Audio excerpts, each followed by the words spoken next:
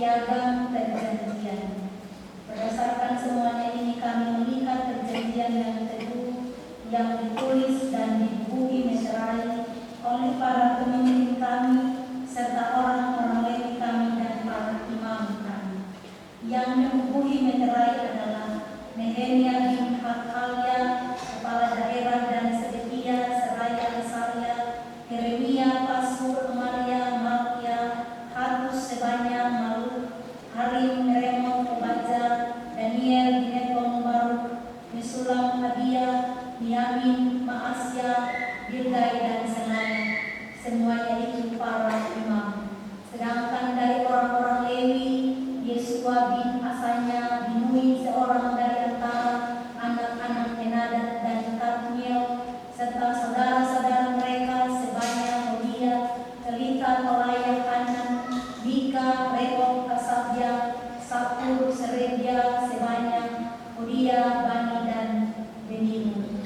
Berikutnya dari para pemimpin bangsa, Paros, Pahat, Moab, Elam, Satu, Bani, Buni, Asgad, Debai, Adunia, Bigwai, Adin, Ater, Hizkia, Asur, Hodia, Kasum, Mesai, Harif, Anatot, Nebai, Makias, Mesulam, Mesir, Mesesabel, Yadua, Pelatia, Hanan, Hanaya, Hosea, Hananya, Hasub, Halo, Hes, Pilha, Sobek, Rehum, Hasabna, Maasea, Ahia, Hanan, Maluk, Harim, dan Baana.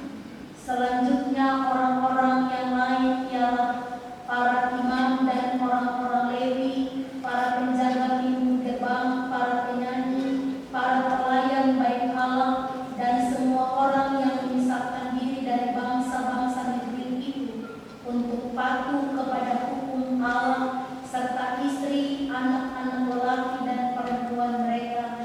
Begitu juga semua orang yang cukup dewasa untuk mengerti. Mereka menggabungkan diri dengan saudara-saudara mereka, para pemuka itu. Mereka bersumpah untuk hidup menurut hukum Allah yang diberikan dengan perantara Musa hamba Allah itu, dan untuk tetap mengikuti dan melakukan segala perintah Tuhan, yakni Tuhan kami, serta segala peraturan dan ketetapannya. Demikianlah firman Tuhan. Terpujilah Tuhan kita Yesus Kristus. Jemaat yang dikasihi Tuhan, dari bacaan kita tadi diberikan tema untuk kita renungkan, dengarkan selama 1 minggu berjalan ini adalah persepuluhan adalah kesehatian dalam penatalayanan di gereja.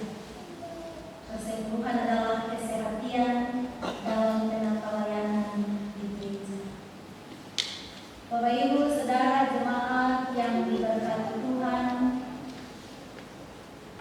Tuhan Allah mewajibkan, mengharuskan bangsa Israel untuk memberi 1/10 dari setiap pendapatan, dari setiap penghasilan yang mereka dapati, dari hasil kebun mereka, dari hasil pertanian mereka, maupun dari hasil usaha ternak yang mereka usahakan. 1/10 dari penghasilan itu wajib diangkat dan diberikan kepada Tuhan melalui para imam, yang tujuannya adalah supaya mendidik umat Israel agar mereka mengerti dan memahami bahwa kekuatan, kemampuan, hikmat, keberhasilan, kesuksesan, berkat yang mereka miliki, yang mereka dapati, itu semua bersumber dari Tuhan Allah. Sebab jika Tuhan tidak turut campur tangan, jika Tuhan tidak turut bekerja untuk memberikan hikmat, memberkati hasil kebun tanah dan ternak mereka, maka yang diupayakan, yang diusahakan itu sia-sia. Yang mereka tanam tidak akan bertumbuh, tidak akan menghasilkan buah yang banyak. Yang mereka pelihara ternak dan sebagainya tidak akan berkembang biak jika Tuhan Allah tidak turut memberkati. Sebabnya Tuhan mewajibkan umat Israel setiap kali mereka panen dan dapat hasil, entah itu hasil kebun dan tanah, harus mengangkat 1/10 dari penghasilan itu, supaya hidup mereka, pekerjaan mereka, usaha mereka diberkati terus oleh Tuhan.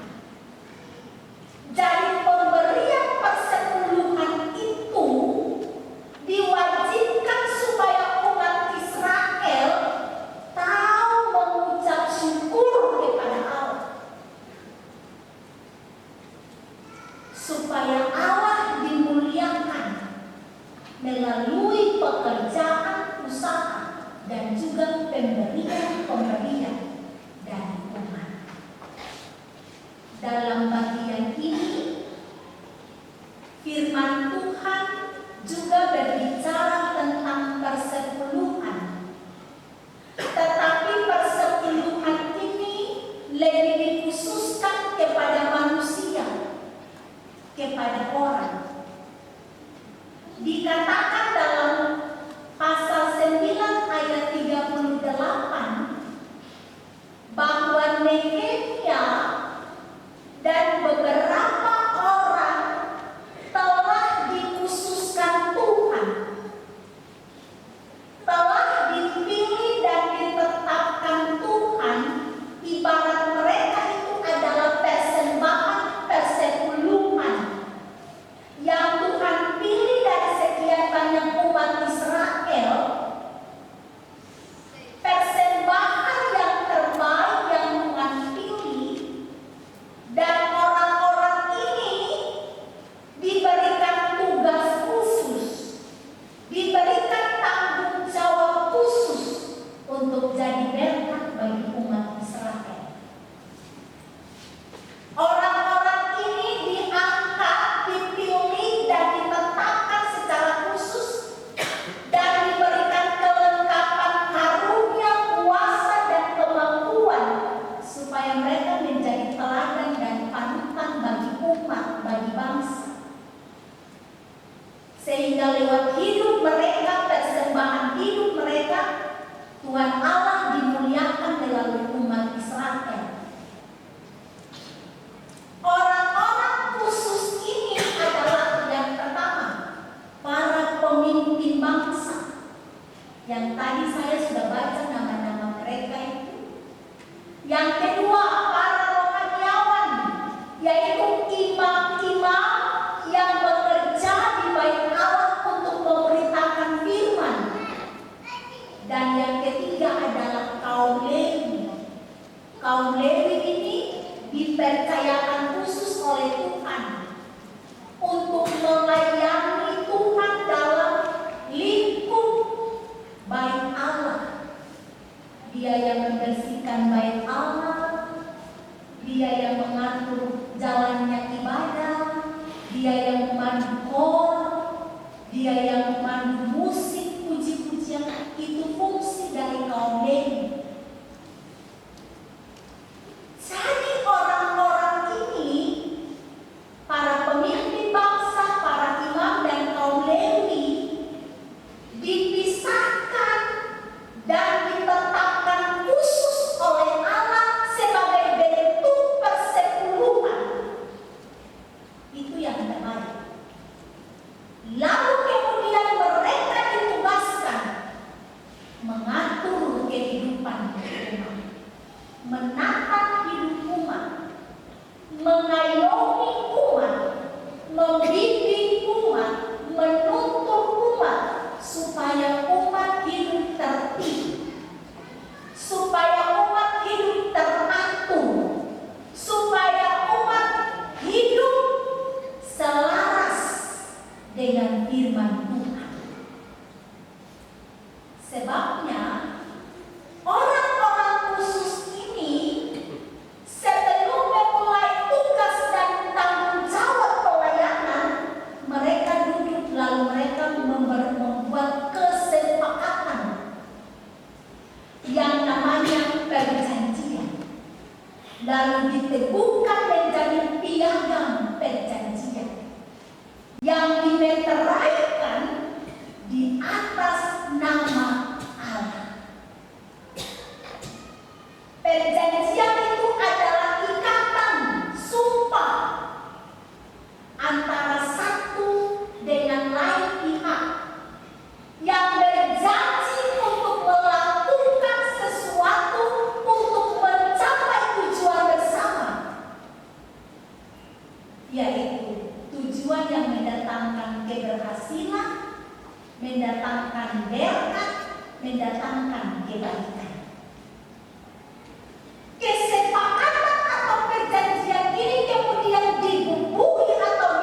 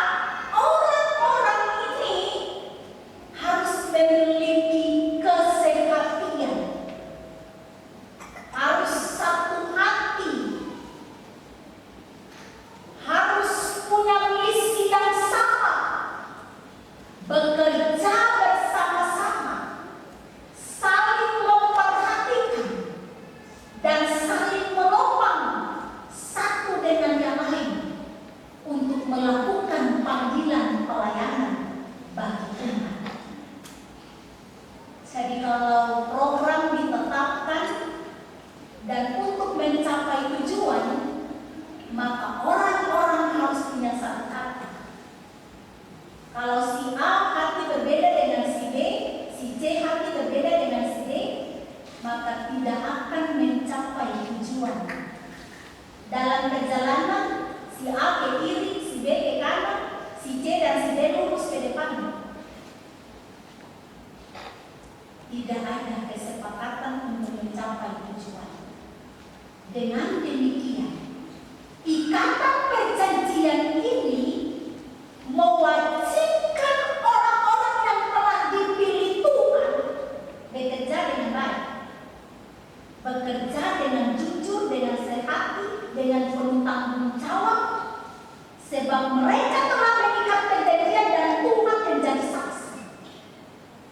Mengingkari perjanjian ada kutuk dan kematian, tetapi berjalan sesuai dengan perjanjian ada berkat dan keselamatan yang diterima.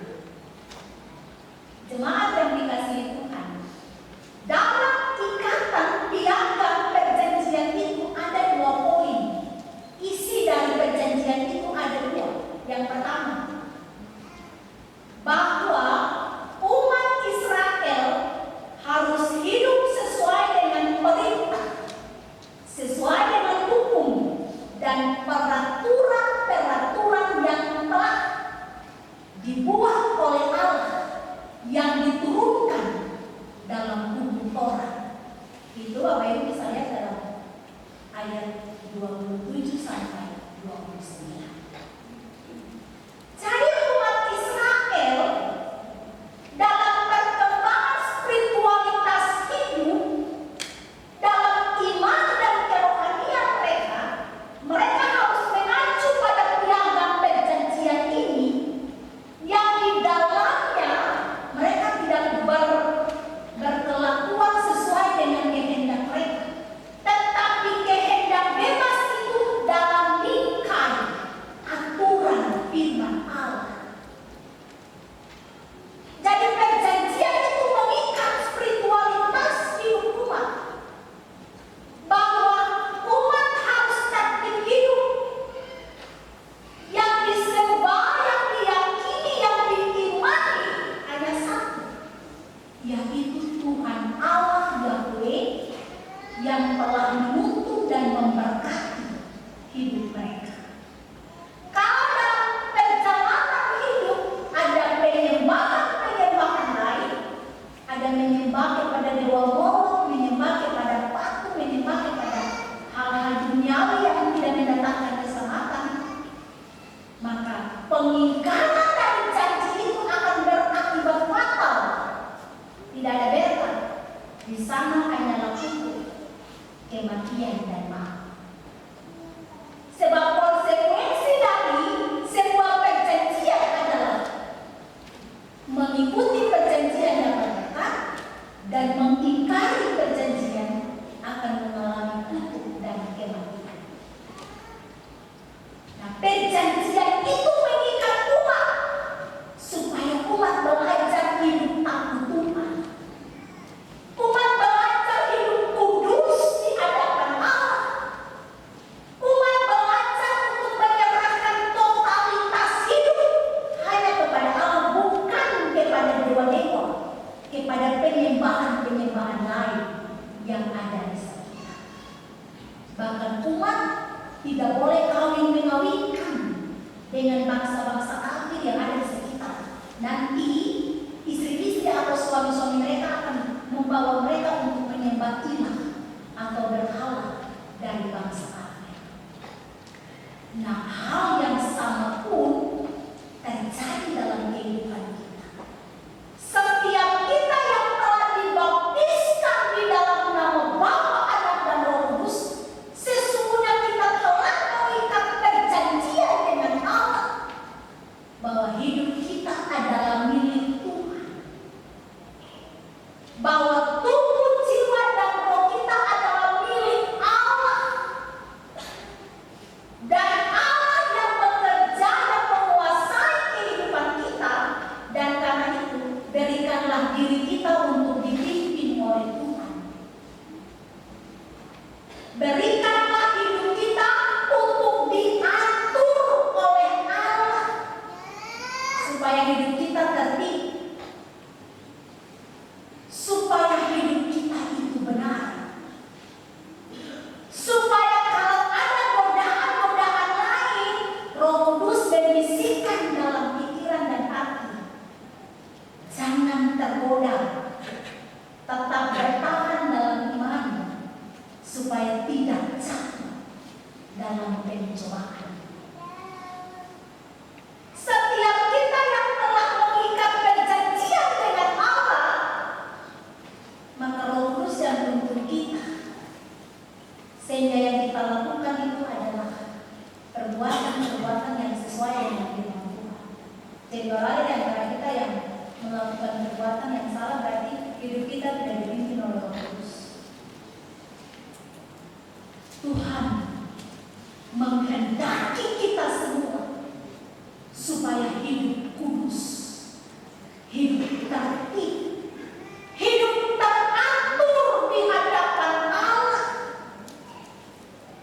supaya hidup kita diberkati, pekerjaan kita diberkati, usaha kita diberkati, pelayanan kita diberkati, rumah tangga kita diberkati, anak cucu kita, keturunan kita pun diberkati oleh Tuhan. Raja Daud bilang, dari aku muda sampai aku tua, tidak pernah kulihat orang benar itu ditinggalkan Tuhan, dan anak cucunya hidup minta-minta roh. Dan kita harus berpegang pada firman ini, bahwa orang yang hidup dalam kebenaran firman Tuhan tidak akan ditinggalkan Tuhan, dan anak cucu keturunan pun terus diberkati oleh Tuhan. Isi dari piagam yang kedua adalah umat harus membawa dan memberi berbagai korban persembahan untuk Tuhan sebagai bentuk dari tanggung jawab iman bahwa Tuhan Allah dengan murah hati sudah memberkati hidup mereka dan memberkati usaha tangan mereka, memberkati jerih lelah mereka. Korban-korban persembahan itu, persepuluhan, persembahan pertama, 2 surum dari hasil pekerjaan, dan persembahan-persembahan khusus lainnya yang harus dibawa dan dipersembahkan untuk Tuhan. Jadi umat belajar untuk menyerahkan hidup kepada Allah. Umat dididik untuk mengerti dan memahami bahwa yang mereka punya itu milik Tuhan. Yang ada pada mereka yang mereka nikmati itu milik Tuhan. Dan sudah selayaknya mereka memberi sebagian untuk Tuhan. Bukan berarti Tuhan miskin, tapi mereka bawa itu untuk imam. Imam persembahkan mengucap syukur untuk Tuhan, lalu persembahan kuat itu digunakan untuk menopang imam, menopang orang Lewi, menopang janda, duda, yatim piatu, orang-orang miskin, orang-orang pendatang, orang-orang terlantar. Persembahan-persembahan umat itu diberikan bagi orang-orang yang layak, yang butuh, yang layak untuk menerima semua persembahan ini. Dengan demikian jemaat, jangan kau bersungut. Kalau kau datang lalu lihat ada banyak peti di depan, itu sudah bagian dari tanggung jawab iman kita untuk memberi bagi pekerjaan Tuhan. 1.000 kah, 2.000 kah, 5.000 kah, mari kita beri dengan tulus. Mari kita beri dari hati yang paling dalam, didasarkan atas sukacita iman, supaya pemberian kita itu pertama-tama jadi berkat untuk diri kita sendiri, dan pemberian itu pun jadi berkat bagi pekerjaan Tuhan dalam jemaat, dalam rayon, dalam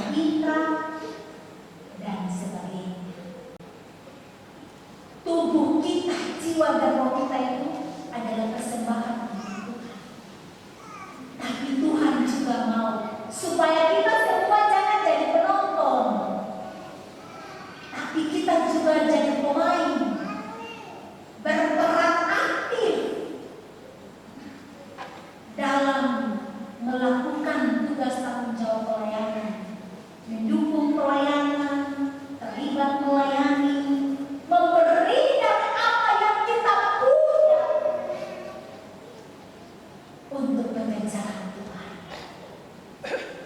Kalau ada bahasa-bahasa panitia A bikin ini, panitia B bikin itu, lalu jual bahasa jual ini, mari ambil dari kita untuk kita. Kalau kita belum sempat untuk memberi, jangan komen banyak. Sebab kadang-kadang komen banyak itu akan jadi dosa untuk orang. Kalau engkau belum bisa untuk memberi, diam saja. Jangan bersuara sumbang. Nanti suara-suara sumbang itu akan balik untuk kita sendiri. Jadi Tuhan ingin kita semua, selain kita tetap hidup di hadapan Allah, tapi juga tanggung jawab iman kita adalah memberi dari apa yang kita punya untuk Tuhan bagi pekerjaan Tuhan. Memberi jangan dengan kesulitan, memberi dengan hati yang tulus, dan percayakan pemberian kita untuk gereja Beloa. Kadang di Bapak Ibu tuh protes, saya berikan ini, berikan itu, tapi kayaknya itu tidak dikelola dengan baik. Ini bendahara nih, dan gereja nih musuh atau uang salah. Musuh kelola uang terbagus. Serahkan semuanya kepada Tuhan. Orang-orang ini telah dipilih dan ditetapkan Tuhan untuk melakukan bagian mereka. Dan tadi dikatakan, ikatan perjanjian untuk mengikat. Siapa berjalan di jalan yang salah dapat kutuk. Siapa yang melakukan bagiannya dengan setia sesuai dengan ikatan perjanjian itu dapat berkah. Jadi kalau kita sudah beri untuk Tuhan, jangan ingat-ingat. Serahkan itu bagian orang yang mengelola. Bagian kita adalah telah memberi dengan sukacita. Bagian Tuhan untuk menilai dan turut bekerja untuk memberkati dan memberikan hukuman, memberkati orang yang benar dan menghukum orang yang berbuat salah. Dengan demikian jemaat, mari kita kerjakan bagian kita dengan bijak. Kita kerjakan bagian kita supaya kita dapat berkat dalam hidup, rumah tangga kita diberkati dan anak cucu kita pun terus diberkati oleh Tuhan. Amin.